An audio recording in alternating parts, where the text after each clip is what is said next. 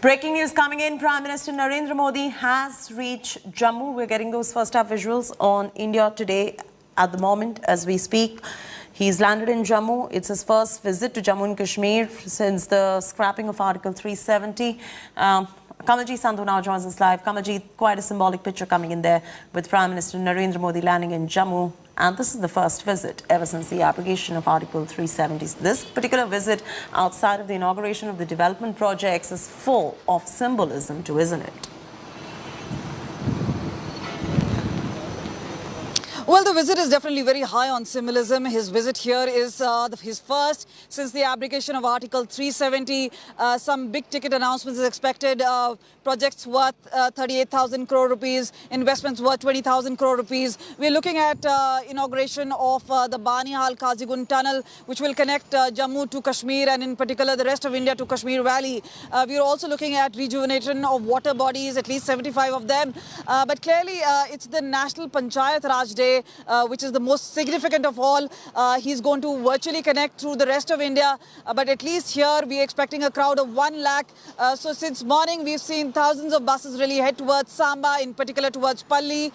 We've also seen a massive response coming in, and as I mentioned to you earlier, that punches and sarpanches in particular have borne the brunt of terrorism. They have been under terror radar, where minorities have been targeted, security forces have been targeted, non-locals have been targeted. But meanwhile, it's the punches and sarpanches who've been elected, the DDC, BDC members who've borne the brunt and threat. And this is where a clear messaging coming in from Prime Minister is going to be very, very significant. Many also believe that this is going to be informally a way Prime Minister is going to kickstart something or many people are anticipating are elections in the Union territory of Jammu and Kashmir. Remember, the demilitarization process, once it's over, could the elections be announced soon? We've seen Kashmir files being released. We've seen different sort of activities. And let me show you, the police is out here. The land route is also been made clear. Even though the Prime Minister is directly flying out, remember there have been 2 days ago a terror incident where 2 terrorists were neutralized. We've seen a mysterious explosion happening today in Bishna. So all this is a matter of grave concern, but it's the Prime Minister and his arrival here very high on symbolism, the messaging that he will have for people of Jammu and Kashmir, for the punches and sarpanches, and also for the neighborhood, for Pakistan. A new regime there. There may be niceties which have been exchanged, but in terms of ground reality, continuous terror attacks continue to happen in Kashmir Valley. We've seen spate of attempted attacks here in Jammu, but security forces have been on a high alert.